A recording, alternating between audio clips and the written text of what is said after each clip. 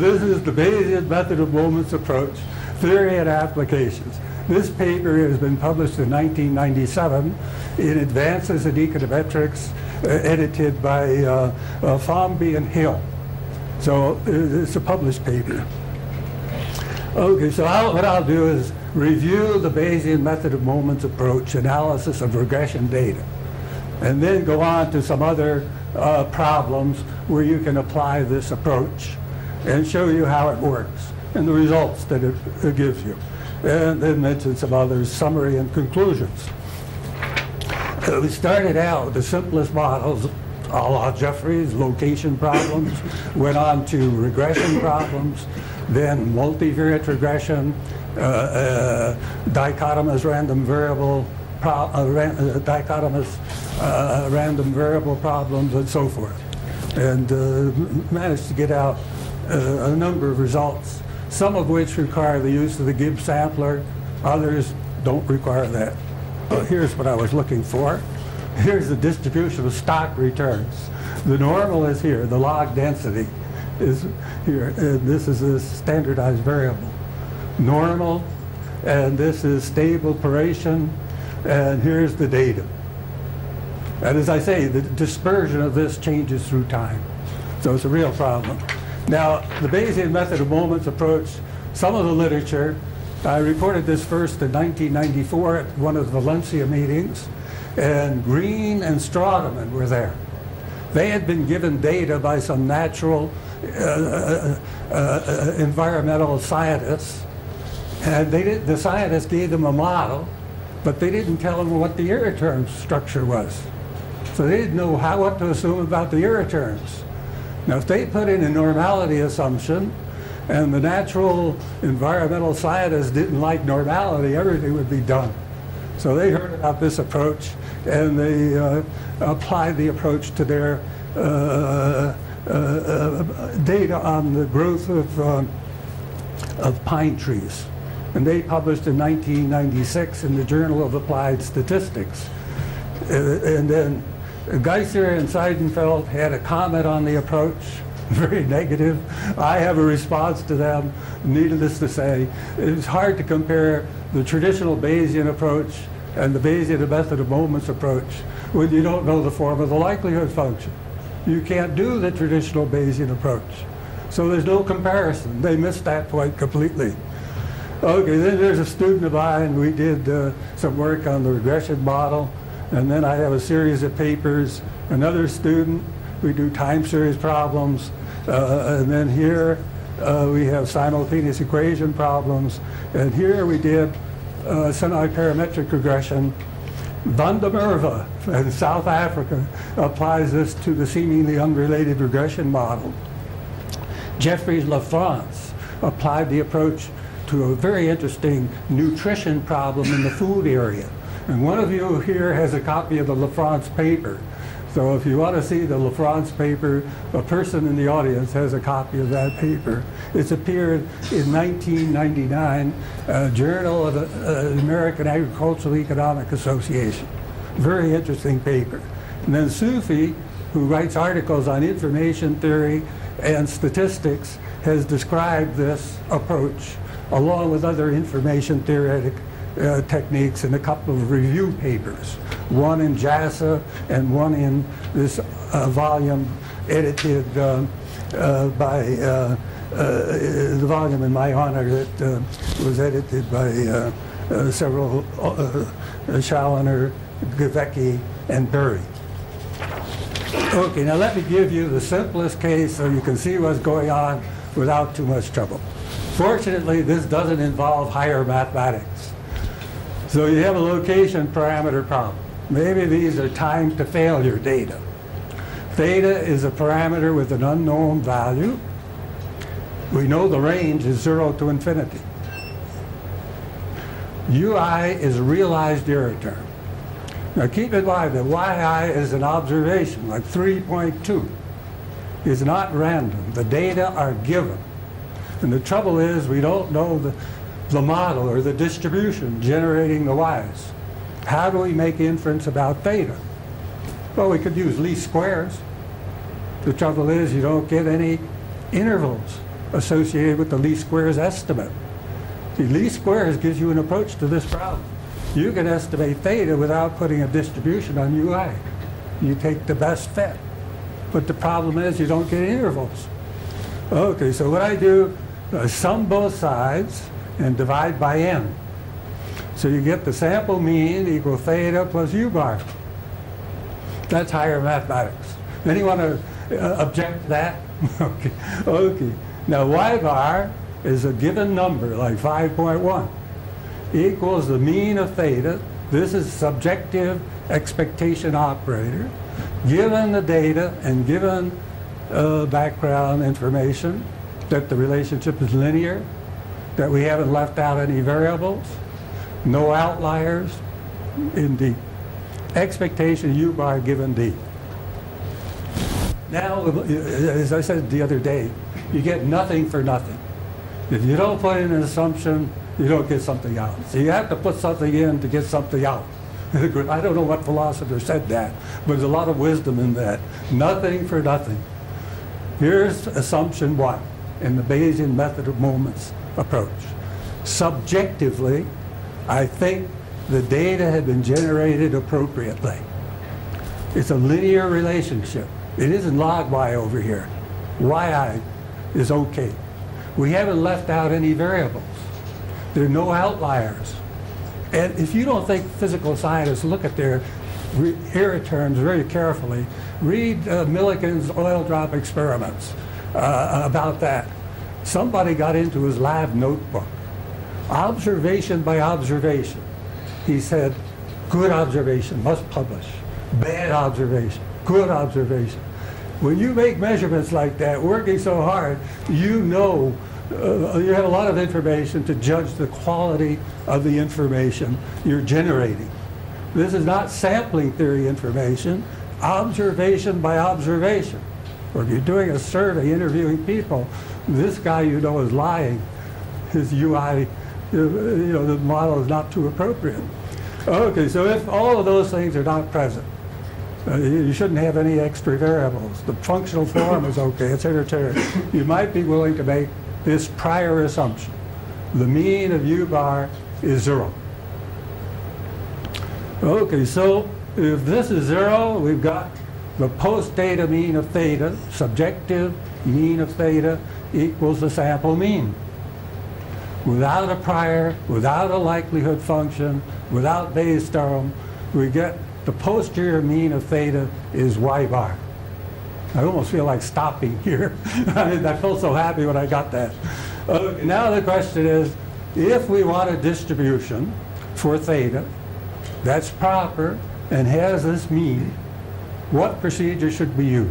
Should we use the Pearson system to find the distribution? That's one possibility. But I decided to use the max-n approach. The max-n approach gives you a distribution that's most spread out, least informative, that has the given moment, y bar, and is proper. So that is a calculus of variations problem that's easily solved, and the result is the exponential density for theta, given the data. So the max-n density for theta is this exponential density, a proper density that enables you to evaluate the probability that theta, the value of theta is between A and B, given D, where A and B are given by just doing this integral. And as you recall, this is the problem that Bayes posed many years ago in terms of a binomial parameter. So since this is the same problem that Bayes actually solved, and also Laplace solved it, and also Bernoulli solved it, we'll call this the Bayesian method of moments. Get the moments, get the distribution with the given moments. Okay, so this is an example of a Bayesian method of moments, post-data density. Now that can be compared with what you get out if you assume a distribution for the UIs and use a traditional Bayesian approach. And I'll show you that we can use predictive densities to compare the results. Not only compare, there's a model selection problem. We can also combine the two models, results. So you have the possibility of going with this result, the traditional Bayesian result, or averaging the two results, as you do in model averaging and forecasting. Okay? Okay, so that's the simplest case. Now, Berger and Bernardo worked on a problem of how do you make inference about the product of two means. Now, in their paper, they didn't assume the observation equals mu x times e to the epsilon I, and yi equals mu I e to the vi. They assumed xi equals mu plus epsilon I.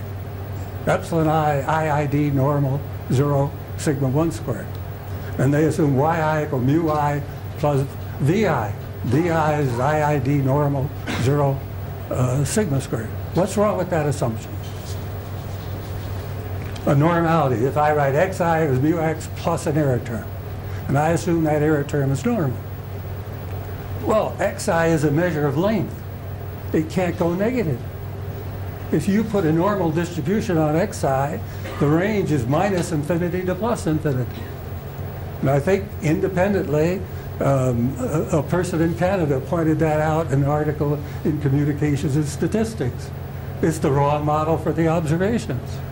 A length can't go negative, so xi can't be normally distributed.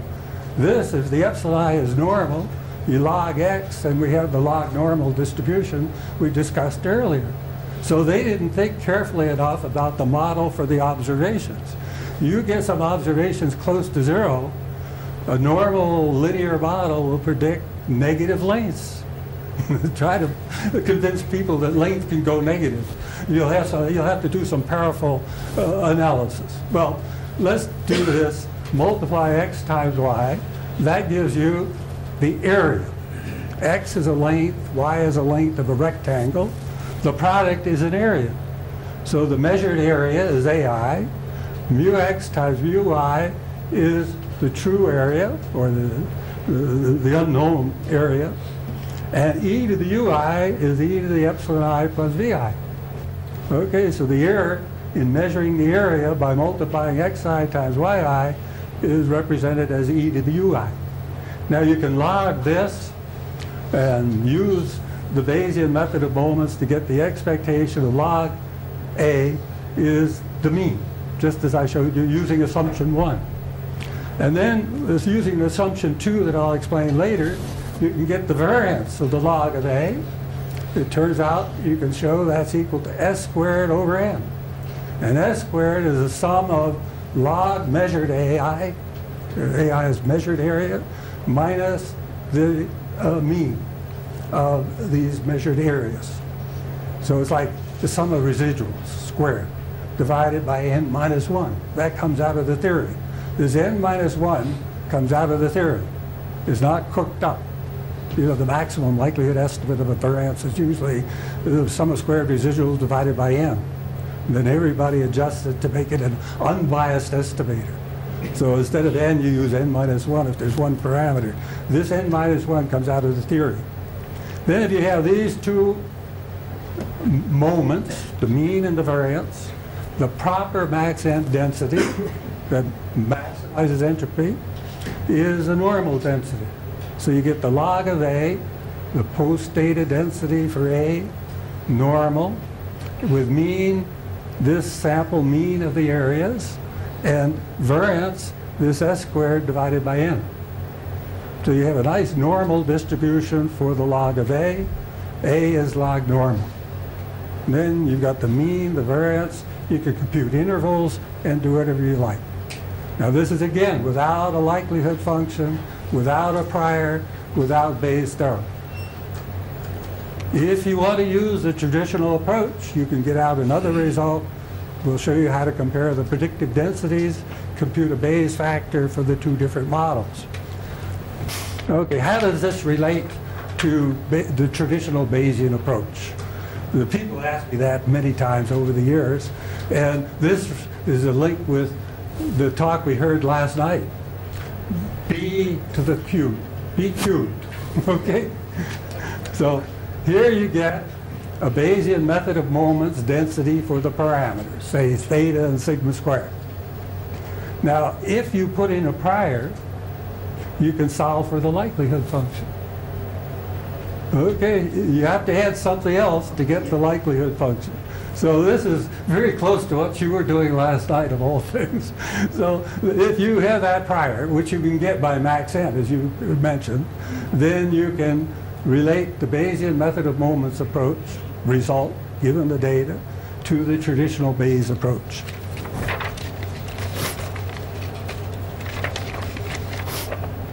Okay, now let's review. The first paper I did took up the location parameter problem and the multiple regression problem. So let's review multiple regression. You're all familiar with the linear model. Okay, y is a given vector, not random, vector of numbers. X is a matrix of numbers, not random. Beta is an unknown vector of regression coefficients, and U is a vector of realized irreturns. Okay, so Y and X are non-random. Beta and U are subjectively random. And in the traditional Bayesian approach, I had a paper in JASA 1975 in which I got the posterior distribution of the elements of U. Writing on the board one day, I said, my Lord, if Y is given and X is given and you have a distribution on beta, that induces a distribution on U, a posterior distribution. So you can use that distribution on the elements of U to test for outliers, to do all sorts of things, get the distribution of functions of the realized errors, do diagnostic checking and so forth. So that literature has developed in the traditional Bayesian approach. Challoner and Brandt and others have extended this in biometrica and other areas. But the problem here is we don't know the distribution of U. We're not going to assume it's normal. As I say, if these are stock returns, it's not normal. And what the distribution of U is, sometimes it's unknown. So if you have the data and you feel the model looks like this, is a linear regression framework, you can do this higher mathematics. Beta hat is equal to x prime x inverse x prime y. And as you know, when you put y in here, you get that beta plus x prime x inverse x prime u. Okay, we all teach this in least squares. Okay, now we'll take the expectation through. There's the x. Beta hat is a vector of least squares estimates, non-random. That's equal to the expectation of beta given d. And x prime, expectation of u. All right, assumption one, similar to the location parameter assumption. I assume the columns of x are orthogonal to the expectation of u. No left out variables, no outliers, correct functional form.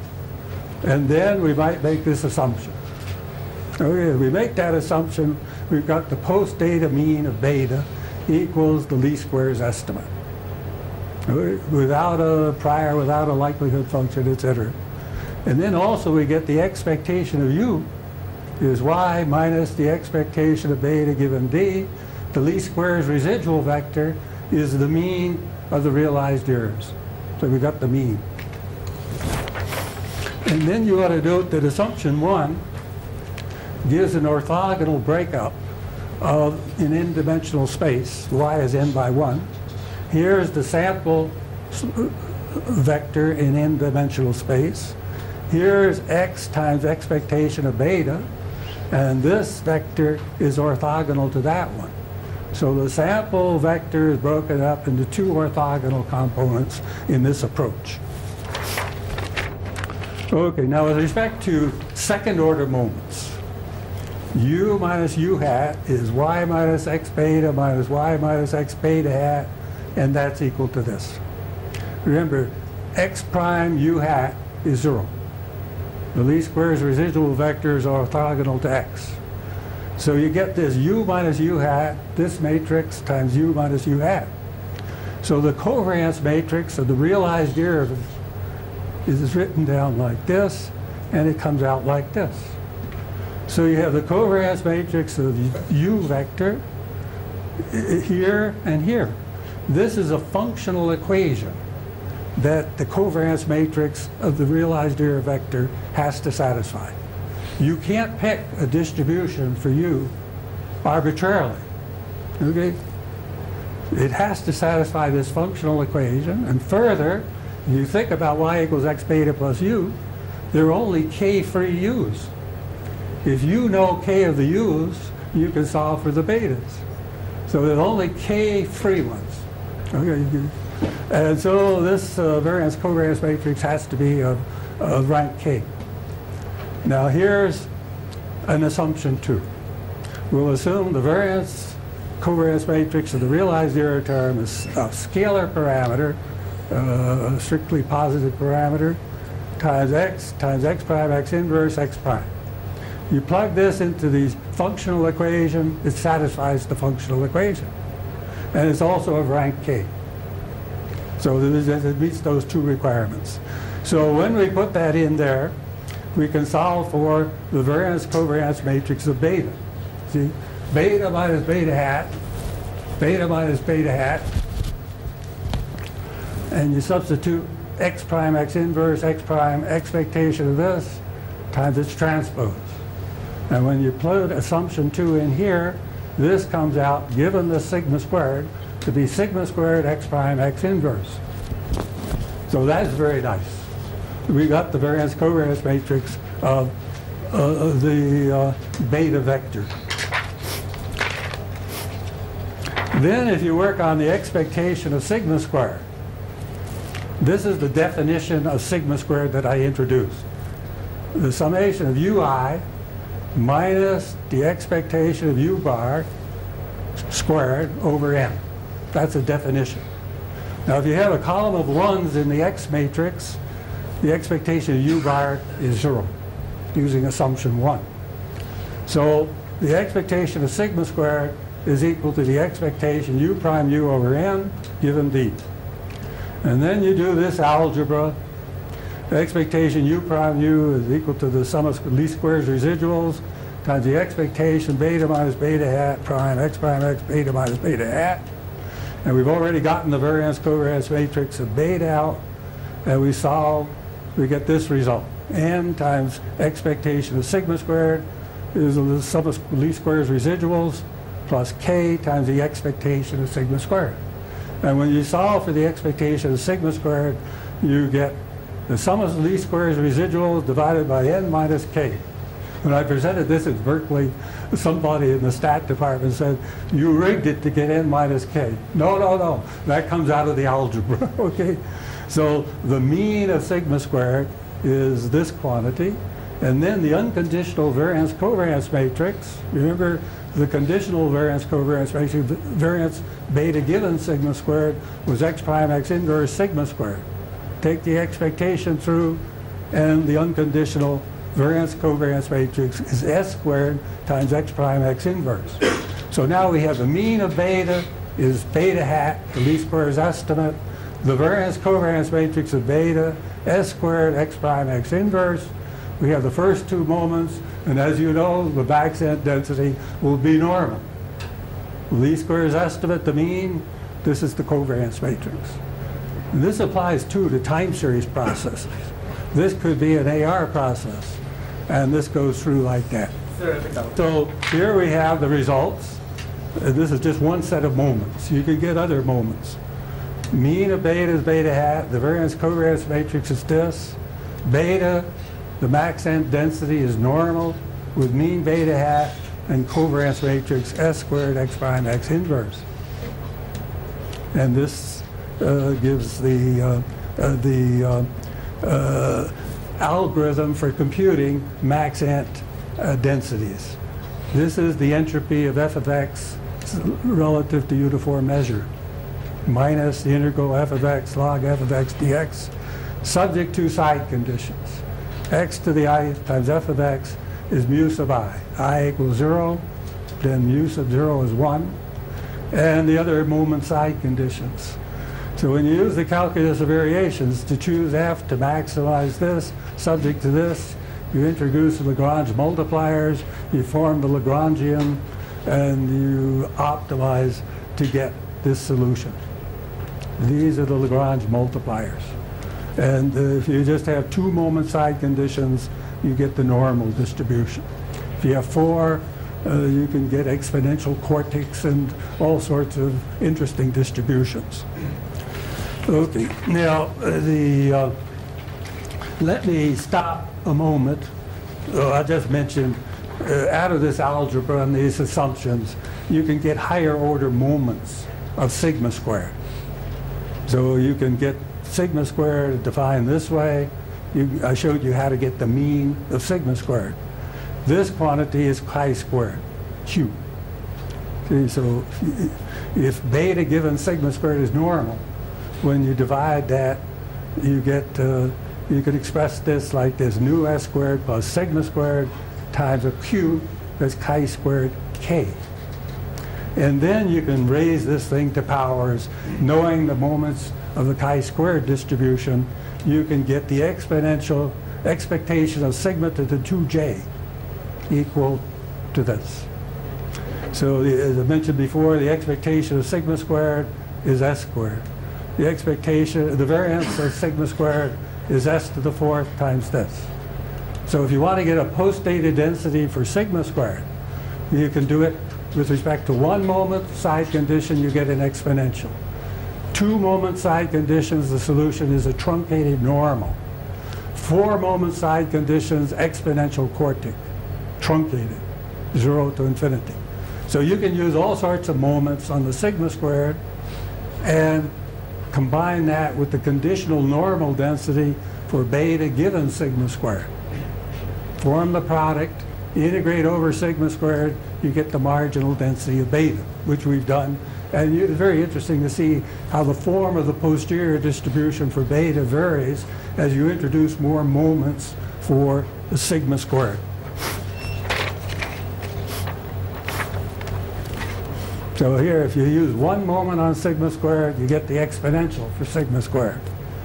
Here you have first moment and second moment, you get the truncated normal. Now, if you introduce a moment side condition, expectation of log sigma squared, and expectation of 1 over sigma squared, this gives you the inverted gamma density for sigma squared.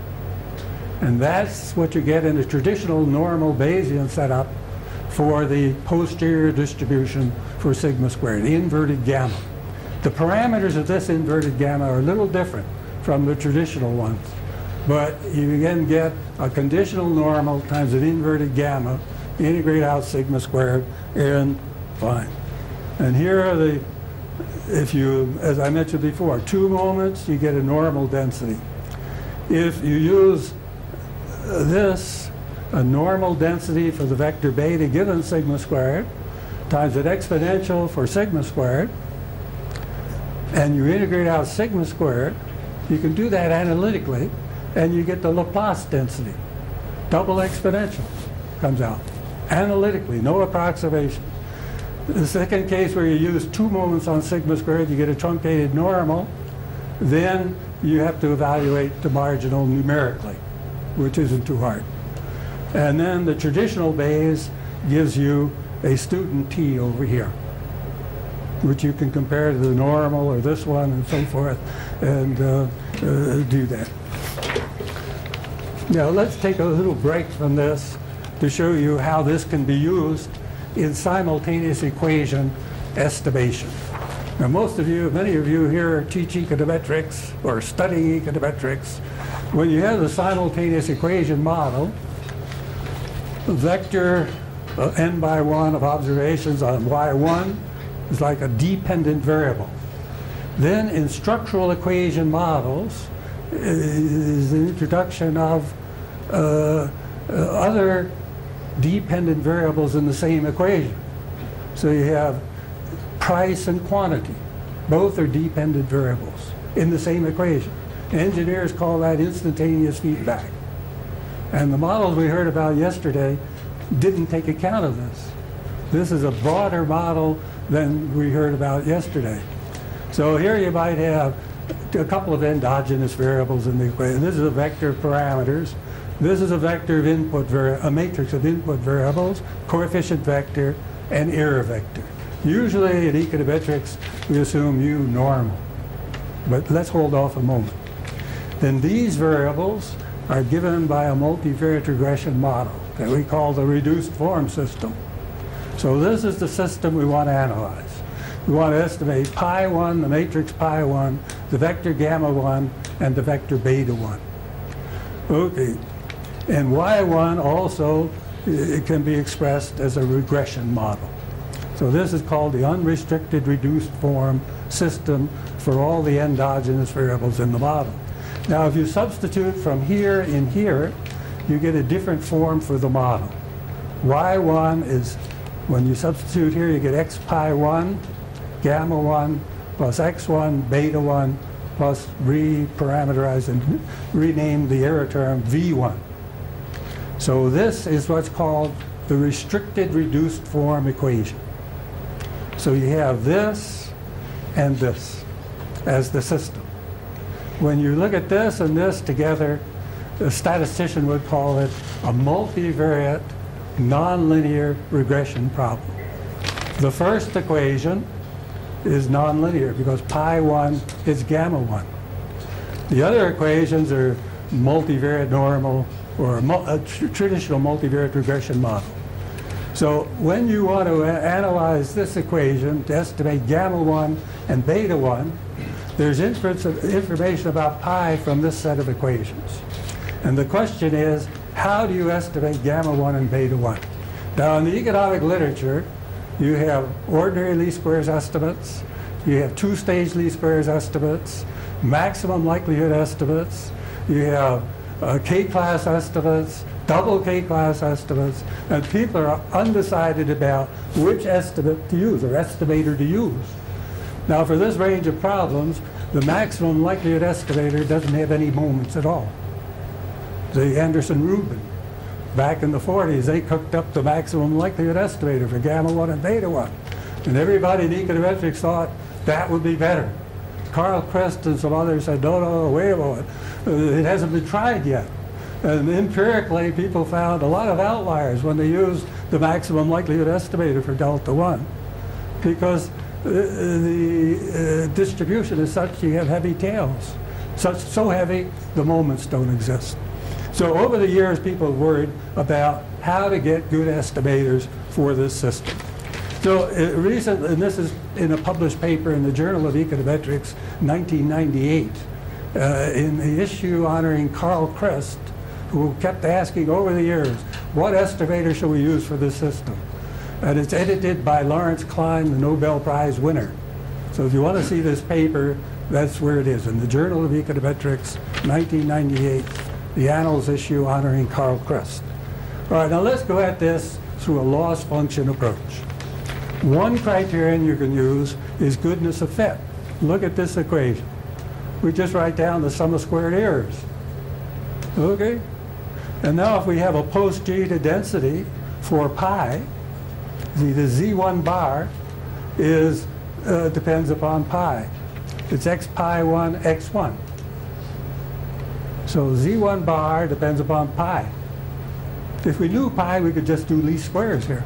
We don't know pi, but we have a posterior distribution for pi, either from a traditional Bayesian point of view or a Bayesian method of moments point of view. So we can then take this expectation through. So delta 1 hat, that's some estimate, times expectation z bar prime z bar, minus 2 delta 1 hat, expectation z1 bar y1, plus y1 prime y1. This is just a nice quadratic in delta 1 hat. You can solve for the optimal estimate, the loss, the minimizing loss estimate in one line. Okay, so there we get, let me make this over here. Okay, what I did here was to complete the square on delta 1 hat. And this delta 1 star is the optimal estimate. 3 lines, you get the optimal estimate. And that's what it looks like. So if you have a posterior distribution for the matrix pi 1, traditional Bayes approach, pi 1 would be matrix student T, and you know all the moments, you can evaluate this very easily. And that's the optimal point estimate when you use goodness of fit. And then you can see with a little algebra, you can express the expected loss given the delta equal to some other estimate minus expected loss given delta 1 equals the optimal one, and there's the expression. And this matrix is assumed positive definite. So this is the loss you encounter if you use some other estimate rather than delta 1 hat. So that's the estimate you get with goodness of fit as your criterion function. Now, suppose you want to worry about precision of estimation. Here's a quadratic loss function that reflects precision of estimation. Delta 1 minus some estimate, delta 1 hat, times this matrix, times delta 1 minus delta 1 hat. Again, we can take the expectation, we rewrite it like this using the restrictions on the system. These are the identifying restrictions. So these are the set of restrictions you need to introduce to identify the parameters. So when you use this in here for z bar delta, you can rewrite this like this. X pi 1 minus z1 bar delta 1 hat, take expected loss, complete the square on delta 1 hat, or just minimize this with respect to delta 1 hat, and there's the optimal point estimate. 3 lines. Taking delta 1 hat equal to this is optimal in terms of minimizing expected loss.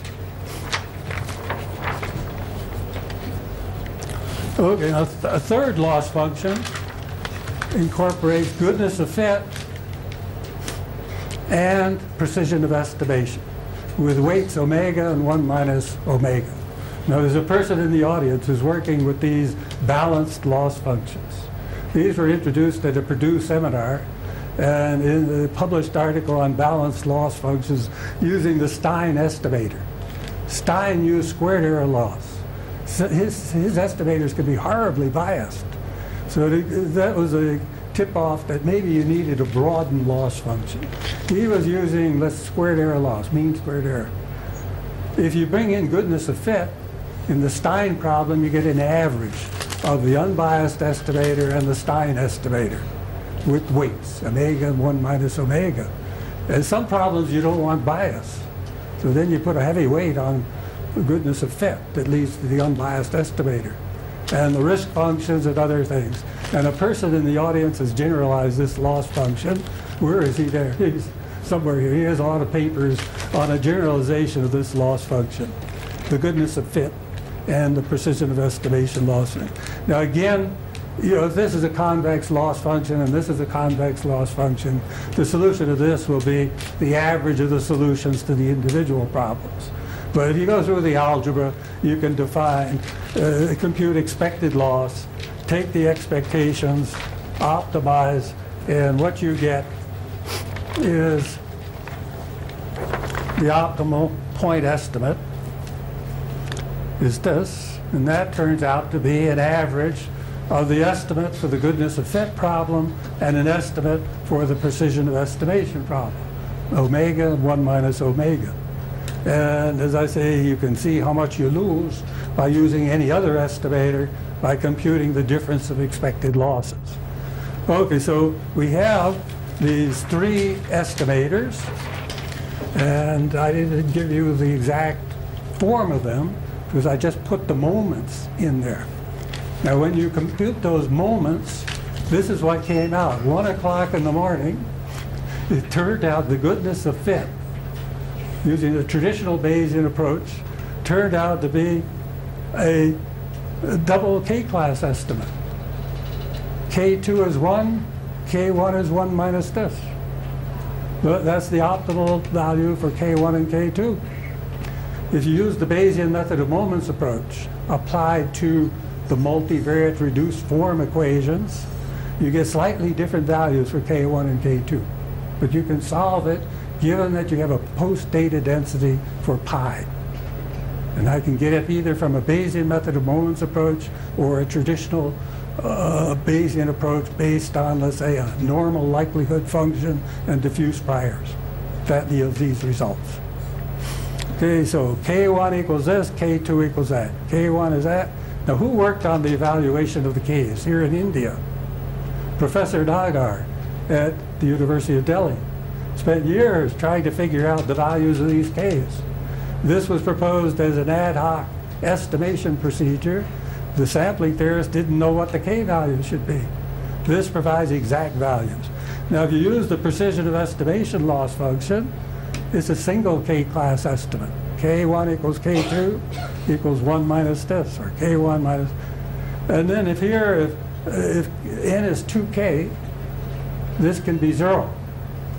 And in the K-class estimation framework, if K is 0, that gives you ordinary least squares. So the inconsistent ordinary least squares estimate is optimal in finite samples, but not in large samples. As n grows, this goes to 1, and that's a condition for consistency. Okay, so this, as I say, can be done either from a traditional diffuse prior normal likelihood approach or an informative prior. You get different forms for the estimates. Or a Bayesian method of moments approach can yield these estimates. It's been very controversial over the years.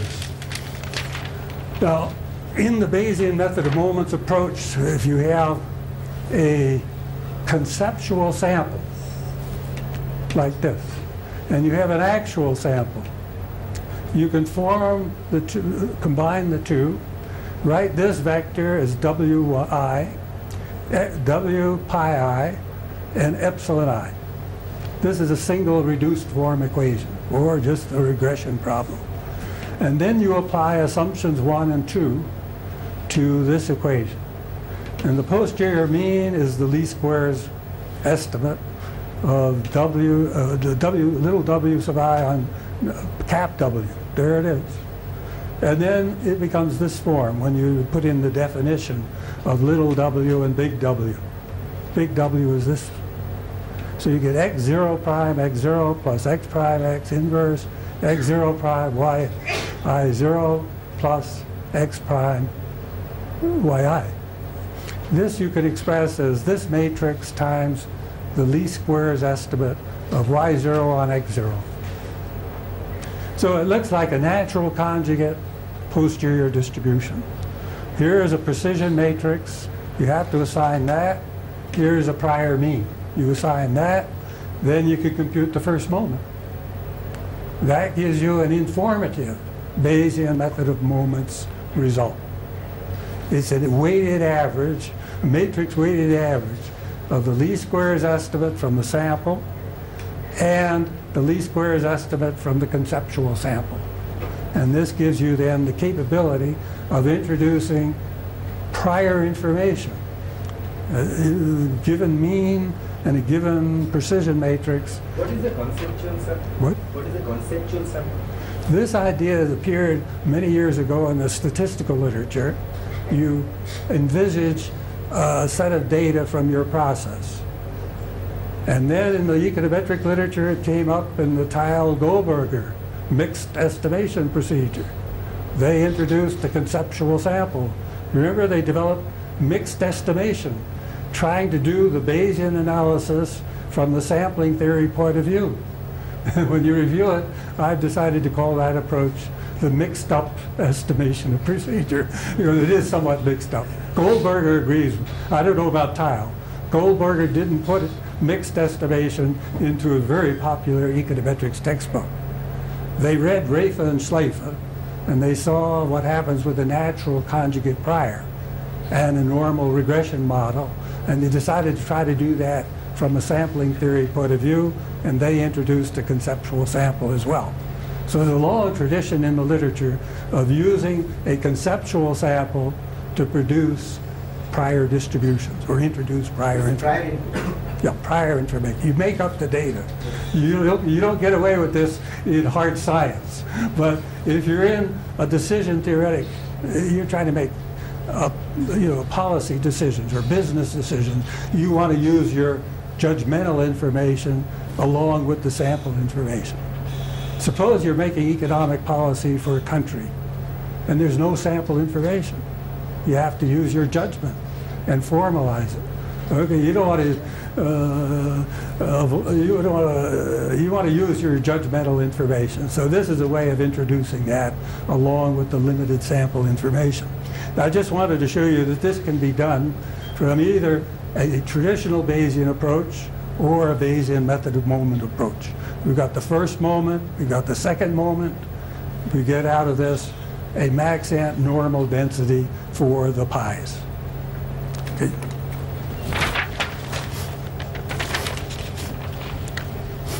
Then if you have a set of equations, I showed you the analysis of one equation. Y1 is Z1 bar delta 1 plus V1. Now you have a set of Y's. So this is a multivariate nonlinear regression problem. Z1 bar, Z2 bar, so on, involve the pies. And here are the structural coefficients, plus a vector of reduced form errors. This is the restricted reduced form system. A statistician would call it a nonlinear multivariate regression model. And it could be time series elements coming in here. Lagged endogenous variables could be in the Z's. Okay, you write it like this. W is this vector. Cap W bar is this matrix. Delta is this vector, stacked coefficient vector. V is this. Set up a loss function. This is a goodness of fit loss function. And then you can easily get the optimal point estimate. Expectation, W bar prime, Q is a given positive definite symmetric matrix. W bar, inverse, bet. So in one line, you write down the optimal point estimate. And then you evaluate these moments, and you've got the optimal Bayesian method of moments estimate for all the parameters of the system.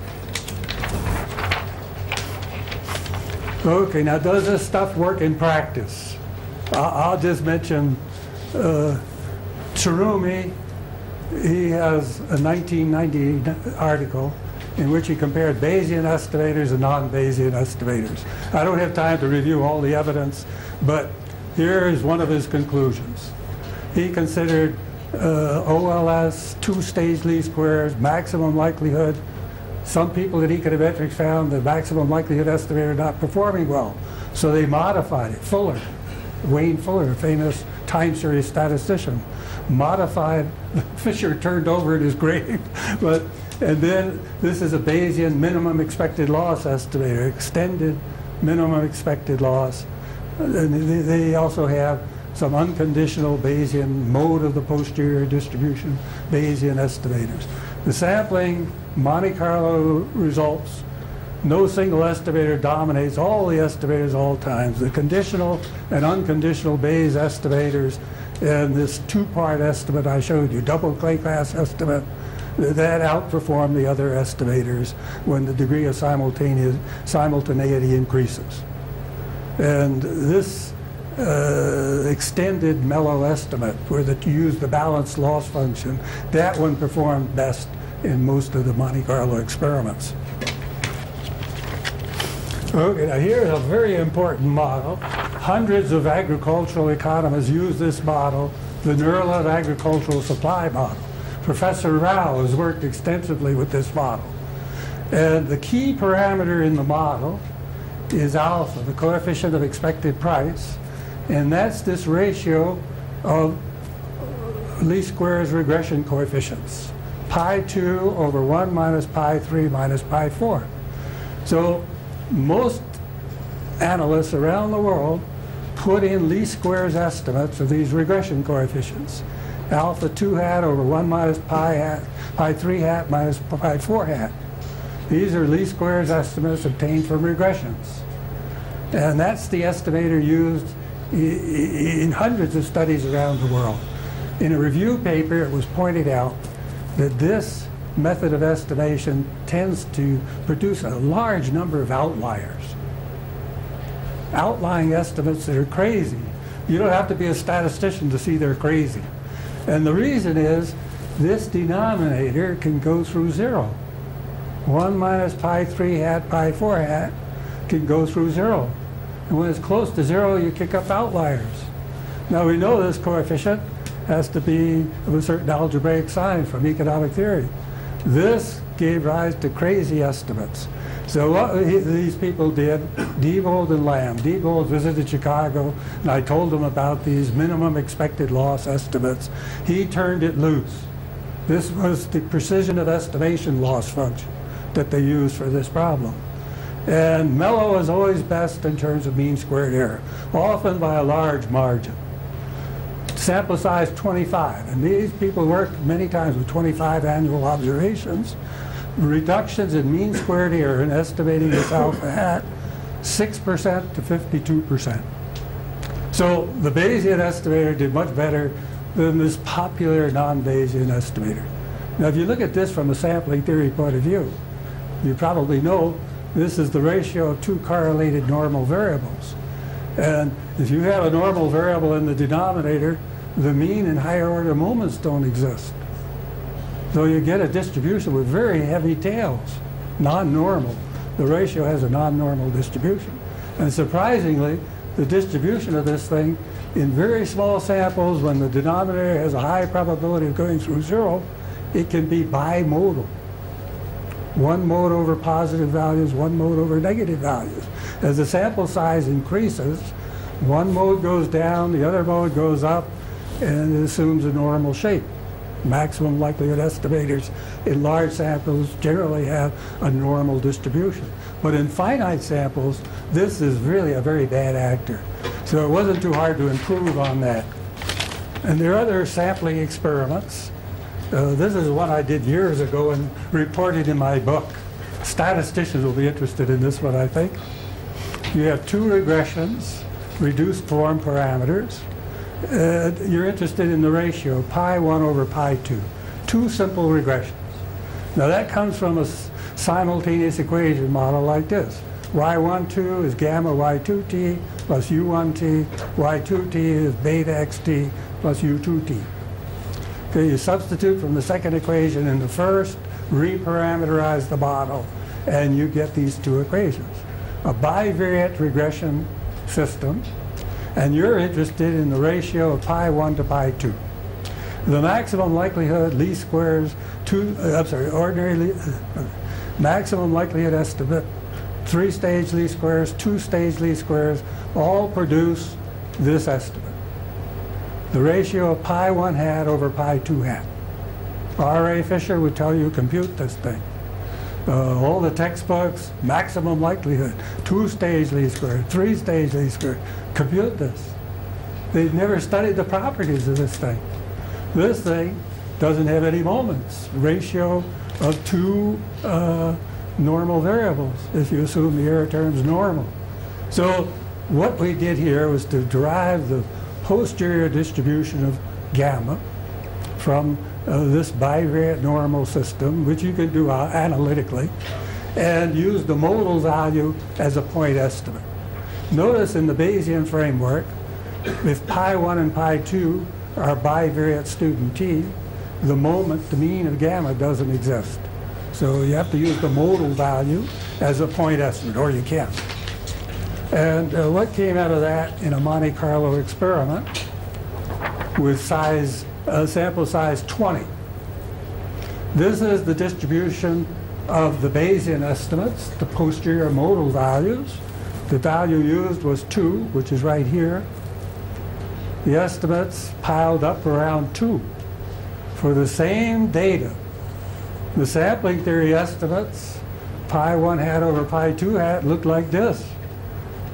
Outliers and so on, much more spread out.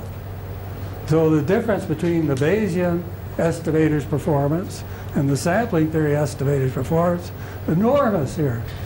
Now, Pagan from Australia was my discussant on this paper, and he's not a noted Bayesian. But after reviewing all this evidence on how easy it is to generate optimal estimates, the nice sampling properties, he said, "Arnold, I think I see some good in the Bayesian approach." And I said, "We will no longer refer to you as a Pagan." He's a believer now, I think. And then I won't bother you more with this, but we've applied this to the Klein model and other models, and the results are pretty sensible. Okay, so that, let's take a look at the Klein consumption equation model. If you use ordinary least squares, you get these estimates. If you use two-stage least squares, you get these estimates. If you use that precision of estimation loss function, you get these estimates. So 0.79, 0.81, 0.7975. These tend to be between these two. Here's the investment equation. If you use ordinary least squares, the coefficient of profits is 0.748. If you use two-stage least squares, it's 0.15. That's an enormous difference. If you use the Bayesian estimate, it's between the two. Because if you look at the estimates, you can see the mellow estimate, the Bayesian estimate, tends to be between ordinary least squares and two-stage least squares. Now, if the sample size gets large, this is inconsistent. This and this will be approximately the same. But in small samples, some of these numbers are wildly different. It makes a world. Here's a 20 for the coefficient, the intercept. Here it's 11. So it makes a world of difference which estimation procedure you use, even in a simple little model and problem like that. Okay, I'll just show you how you do prediction problems from the Bayesian method of moments approach. Here are some future observations. Here's the given future values of the independent variable. Beta is the regression coefficient vector. UF is a vector of future error terms. We haven't observed UF. We can make up all kinds of stories about UF. You could have UF with a non-zero mean, UF following a negative third moment, or whatever. Let's make up some standard stories about the future values of UF. Now let me just say, Bayesians and non-Bayesians make up stories about the properties of UF in the future. In the stock market, it is very hard to figure out those properties. But here I have decided to make the simplest assumptions and see what happens. So the mean of UF is 0. Given the past data, the future is 0. The covariance matrix, sigma squared times I sub q. This sigma squared is the same one we used in analyzing the data. And the UF is uncorrelated with beta. UF and beta uncorrelated. Then we just take an expectation operator through there, and we already had the expectation of beta is the least squares estimate from our earlier analysis of the regression model, the past data. So the point prediction for the future is the least squares point prediction. The mean of YF is equal to YF hat, the least squares point prediction. And as you know, the mean is optimal relative to quadratic loss. So if you have a quadratic loss function, always use the mean. And this then is optimal relative to a quadratic prediction loss function. Now, the variance of YF, the variance covariance matrix, you can work that out. And that, given assumption 1 and 2, that comes out to be sigma squared times m. M is this matrix. And m is that. And we know the mean of sigma squared is s squared. I showed you that earlier. So YF has the variance covariance matrix S times M, and mean a bit YF hat. The maximum density, having these moments and being proper, is a normal density for YF. Mean YF hat S squared M. So we get the predictive density that way. We get the first two moments, and then the maximum density is a normal density like this. Now we have several different models. We might get a predictive density using different assumptions with this model. We then have different predictive densities. You form the ratio of those predictive densities, evaluate them with the given future data, and you've got the Bayes factors. So you can run this one against a traditional Bayes predictive density. Or somebody uses different moment conditions. You get a different predictive density. You form the ratio of the predictive densities, put in the data, put in the prior odds, and you've got the Bayes posterior odds to help in model selection. That was wonderfully described in the previous talk, how you can use posterior odds in model selection.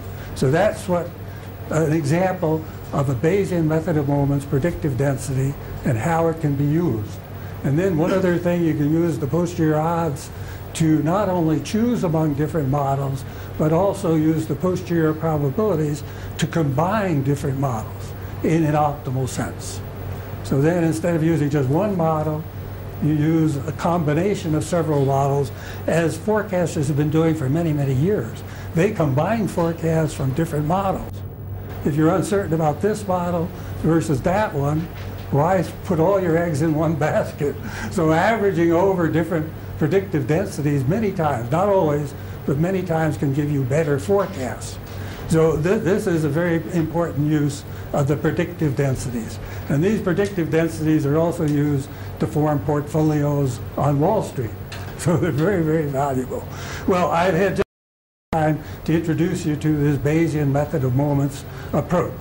You'll see in the first paper I presented at the first session, there are references to this Bayesian method of moments literature that you can refer to, or email me and I can send you copies of these papers, or they're in the journals now. You can read them in the journals. Well, thank you for your attention. If you have any questions, I'll be glad to try to answer them.